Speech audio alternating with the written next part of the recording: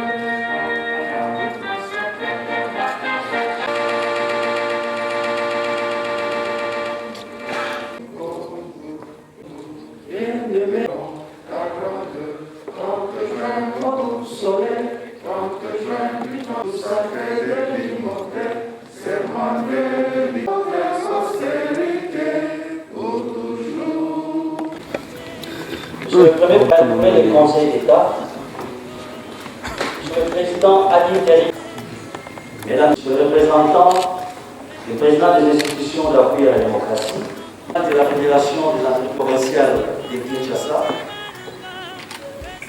Madame la Procureure.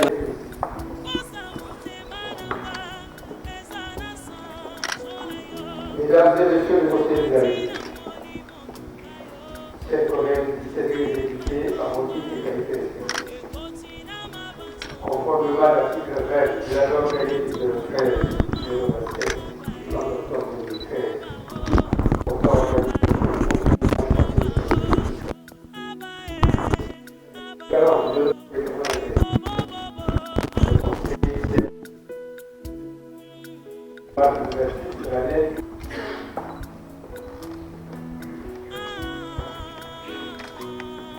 Honorable président de l'Assemblée, Assemblée nationale ici représentée, honorable président du Sénat,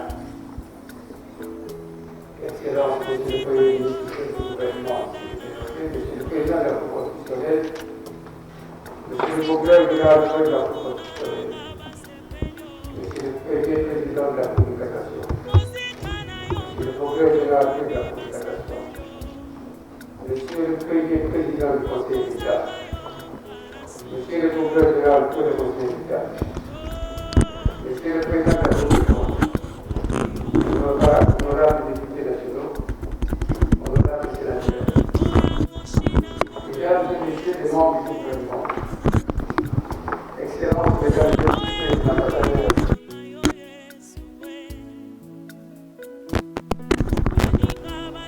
Monsieur le Président de la Fédération nationale de la sécurité, d'appui à la Mesdames et Messieurs les secrétaires généraux de l'administration publique, Mesdames et Messieurs les mandataires publics, toutes les qualités respectives, Mesdames et Messieurs. La cérémonie de ce jour marque de manière solennelle l'ouverture des travaux de la toute première session ordinaire de la deuxième mandature du Conseil économique et social de la Constitution et à l'article 20 de la loi numéro 13 de 027 du 3 octobre 2013 sur l'organisation et le fonctionnement du Conseil économique et social. À toutes ceux et à tous ceux présents ce jour dans cette salle, je souhaite une cordiale bienvenue et vous rassure de notre gratitude pour l'honneur dont vous cessez de nous gratifier. L'année écoulée a été très riche en émotions. Et je suis particulièrement heureux de vous les trouver en cette occasion solennelle. De la crise sans précédent créée par la pandémie du Covid-19 aux 60 ans de notre indépendance, en passant par la litanie interminable, insupportable et inexcusable des massacres de nos populations, la République démocratique du Congo a connu des moments d'anxiété, de joie, mais aussi d'incommensurables tristesse et de colère. La situation économique inquiétante et dès l'avenir à la lisibilité incertaine fait partie des motifs d'anxiété pour nos citoyens soumis aux fluctuations d'une monnaie dont les dérapages pourraient à chaque instant annihiler les mains des acquis d'un redressement encore bien confronté, dû essentiellement aux coûts capricieux des matières premières qui, pour le moment, nous sont favorables. Les fondamentaux de notre économie ne nous permettent pas encore de prétendre à l'émergence et nous ne cessons de le répéter. De l'industrialisation à l'agriculture, de l'électrification à la résolution de nombreux défis logistiques, les dirigeants sont pléthores. Vu les problèmes innombrables, qu'ils soient d'ordre économiques, sociaux, sécuritaires ou sanitaires, il doit être intégré par notre classe politique que nous ne pouvons nous offrir le luxe d'assister impuissants et nauséablement à des querelles de clochers, paralysant les institutions de la République et rendant inaudible tout discours politique qui nous serait clivant ou outrancier. Il faut mettre fin à ces luttes fratricides qui n'ont pour but que la défense des petits intérêts égoïstes et mettre la République et ses 80 millions de citoyens en danger. Il n'est pas trop tard, mais l'heure tourne. Les problèmes s'accumulent et la patience du peuple n'est pas illimitée alors que les pyromanes ne manquent pas. Il n'y a rien, aucune querelle, aucun écueil que nous puissions solutionner fraternellement, avec bonne volonté et l'intérêt supérieur de la nation comme seul objectif. L'échec, mesdames et messieurs, soyez rassurés, serait commun et la punition collective. Le Conseil économique et social n'est pas sa mission. C'est passé pendant de tirer la sonnette d'alarme. Les mois à venir s'annoncent difficiles. Nous ne pourrons affronter la tempête que soudés et unis. Au-delà des défis déjà énoncés, la transformation de notre économie et la mise en place des mécanismes assurant un partage équitable de richesses doivent être des priorités absolues. La gratuité de l'enseignement est un premier pas prometteur dans la bonne direction. Mais elle doit répondre à deux contraintes pour être pérenne. Des efforts doivent être consentis afin de garantir un enseignement gratuit et qualitatif à nos enfants. Le Conseil économique et social, dont la finalité des travaux est de contribuer notamment à la sûreté, chers collègues conseillers de la République. Avant de poursuivre mon propos, vous me permettrez de m'attarder sur quelques préoccupations majeures qui se sont succédées et qui sont susceptibles d'impacter durablement l'économie de notre pays et partant les sociales de nos populations déjà fortement fragilisées. Cette situation déjà dénoncée autant par son Excellence Monsieur le Président de la République, par l'honorable Madame la Présidente de l'Assemblée nationale, ainsi que par l'honorable Président du Sénat, doit nous interpeller, car il s'agit de la République et du bien-être des générations futures. Il s'agit de la crise institutionnelle, 2 de la pandémie, 3 de la gouvernance, 4 de l'agriculture, 5 de la réforme fiscale et 6 du climat. Du haut de cette tribune, il m'est déjà arrivé d'évoquer les implications déterminantes de la politique sur l'économie et, in fine, sur le social. Une bonne politique engendre une bonne économie. Et une bonne économie ne peut être que le résultat d'un bon système politique. De la crise institutionnelle. Les institutions de la République constituent le socle d'un pays. Les fragiliser, c'est de faire courir un extrême danger à la République.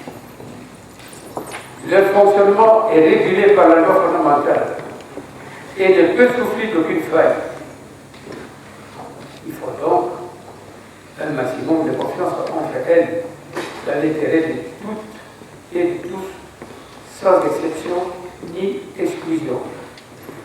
L'objectif sectoriel d'urgence d'atténuation des impacts de la pandémie, qui vise à limiter la propagation du Covid-19 en renforçant les systèmes de santé par une réponse politique et efficace face aux principaux défis sanitaires du pays et à contenir la dégradation du cadre macroéconomique.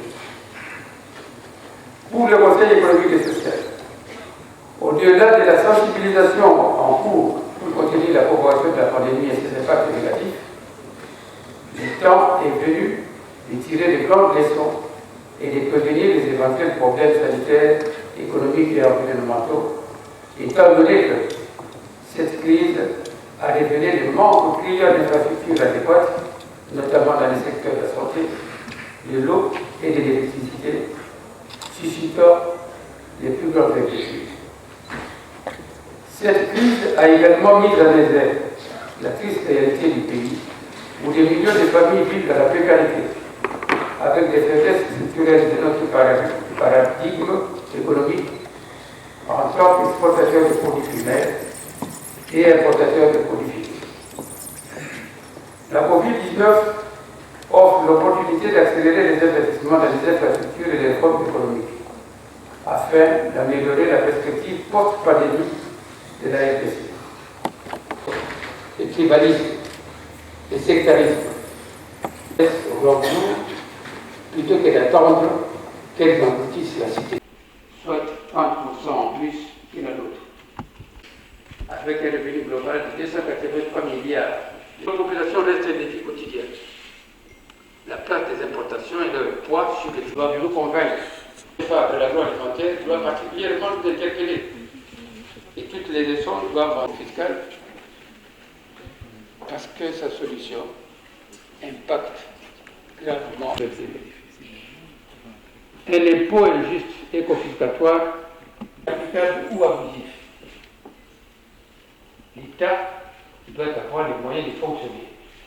Et les courants de la plus grande superficie, d'une des plus grandes superficies, et par des éminents intellectuels, des manifestations de millions de personnes à travers le monde pour une prise de conscience du danger du dérèglement climatique suite au réchauffement de l'excellence. Mesdames et messieurs, distingués invités, chers collègues conseillers de la République, Avant de terminer, permettez-moi de vous dire que le monde autour de nous change, peut-être plus vite que lors de ces dernières décennies. Il est vital pour notre pays de comprendre et d'intégrer ces changements, afin d'éviter d'être à contre-temps et, une fois de plus, spectateurs impuissants des conséquences de notre pays, et ces repositionnements géostratégiques auxquels nous assistons à travers le monde. L'accent doit être mis sur une diplomatie forte, proactive, ayant les moyens de ses ambitions et des capacités d'analyse et d'anticipation à la hauteur des défis que le monde en pleine mutation nous opposera. Déjà confrontés à certaines convoitises, que ce soit par rapport à nos terres, à nos minéraux ou à notre eau, nous sommes encore dans un état de faiblesse coupable qui ne nous permet pas toujours de faire face efficacement. Le dialogue, s'il doit toujours être privilégié, doit être un choix et non une obligation dictée par nos faiblesses. Que Dieu bénisse la République démocratique du Congo. Sur ce, je déclare ouvert les travaux de la session ordinaire du mois d'octobre 2020. Je vous remercie.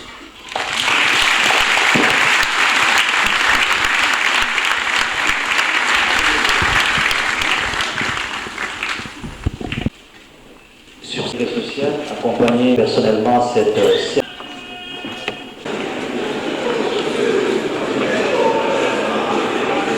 Merci Kinshasa partout dans le monde entier bipa iwapi bolandaka biso wana butikola na bongo balandi mingi ya Jean Nekombo télévision ezalaki bongo ya bino président ya conseil économique et social wapi asalaki bongo assemblée consultative pour nous présenter déroulement ya conseil économique ya année passée.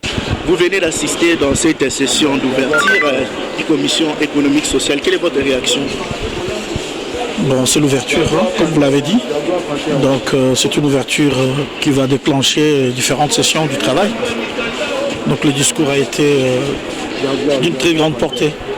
Et aujourd'hui, la RDC traverse un moment très difficile en termes de l'économie, avec une économie extravertie. Espérez-vous, avec ces mesures, ça va pousser la République démocratique du Congo à se redresser sur le plan économique? Nous espérons dans tout ce que les fils dignes de ce pays sont en train de faire pour pouvoir relever l'économie de ce pays, et ça va se relever la RDC. Excellence, les noms, le titre? Oui, de l'ambition tout discours au président du conseil social, conseil économique et social à Outikosala. Donc, Kiko Tombola Kitarabiso. Merci beaucoup. Pardon, une petite réaction s'il vous plaît. Non, je profite, je dois aller vite. D'assister à cette session. Je dis non. Bonjour, vous venez d'assister à cette session d'ouverture du Conseil économique et social. Quelle est votre réaction par rapport à cette session d'ouverture? Je vous informe que je suis conseiller de la République. Oui. Donc, le discours que le président vient de prononcer contient des éléments très importants pour le développement de notre pays. Vous comprenez cela? Et je me retrouve dedans et que nous appuyons tout ce qu'il a dit. Et ce qui m'a le plus attiré, c'est lorsqu'il a insisté sur la nécessité de respecter les institutions du pays. Quand les institutions du pays sont unies, respectées, eh bien, l'unité nationale est respectée également. Sinon, nous courons de gros risques. C'est ce qu'il a dit et j'appuie cela. Est-ce que pensez-vous avec ces discours, ça va essayer de redresser l'économie congolaise? C'est un discours. Oui. Il faut maintenant qu'on applique. Voyez-vous, un discours, ça donne des orientations. Il faut maintenant l'application de cela. Et l'application, ce sont ceux qui ont la gestion du pays en main. Merci. Cela dépend de ceux qui l'ont suivi, hein, surtout la classe politique, ceux qui ont la mission de l'exécutif, disons. Parce que le président a donné des propositions, mais quitte à ceux qui l'écoutent, de réagir, de faire ce qu'ils vont demander. Bon, moi, j'étais plus content quand il a parlé des chefs coutumiers, parce que du moins de ce côté-là, on nous néglige. Nous n'avons pas nos valeurs les valeurs qu'on devait donner au chef coutumier. Mais dans l'ensemble, il a bien parlé. Il a vraiment très bien parlé. Mes impressions sont vraiment bonnes. D'accord, merci. Le nom c'est Kumoyo Landu Jacob de Kimpesi. Bon, Nalobi na sepeli mingi na bamon makamno surtout président ya CS et Alobi. Mais ils ont dépendre na baoyo balandi ango bakonzi oyo baza baza na makambo bakoko salela. Soki basaleli ango balandeli ango eza bien parce que Alobi bien que zali consultatif. Bon, to bolandi mamba conseil on a ko simba. Alors personnellement il on a sepeli mingi po balobeli makama biso ba chef coutumier toza négligé. Vraiment toza négligé toza buna na bandenge na biso. C'est pas parce que peut-être to vanda na village. Mais soki balandi basengi ne balandi ango makama biso ko simba nango. Merci beaucoup. Autorisation, on a un rapporteur. En tant que président maintenant. En tant que président de la CC. Oui. Ah ok, oui. En tant que président de la CC, votre position en rapport avec l'ouverture du Conseil économique. Mais les impressions sont bonnes. Hein? Tu sais, le Conseil économique travaille, il donne des avis. Et beaucoup peut-être ignorent, mais le Conseil économique donne des avis. Nous donnons des avis pour différents points, pour les institutions, pour le président de la République, le Parlement, le Sénat, ainsi de suite. Et nous faisons aussi des autosaisines. Président, nous sommes dans une session dite session budgétaire. Êtes-vous sûr que toutes vos propositions seront prises en compte, mais également en rapport avec les travailleurs? Non, nous faisons notre travail, nous donnons des avis. Dans un discours, il y a président, il y a président, il y a conseil économique. Mais il y a loko na simbi mingyo. Je réponds directement. Là, il faut répondre à la question. Oui. Président, il y a beaucoup de Lingala. Décembre na misala. Mais musala na biso ezalaka. Na yebi koloba na Lingala te, nous donnons des avis. Je ne sais pas comment on dit ça en Lingala. C'est ça le problème. Je ne sais pas comment on dit ça en Lingala. Dans la session session budgétaire. En Lingala, il a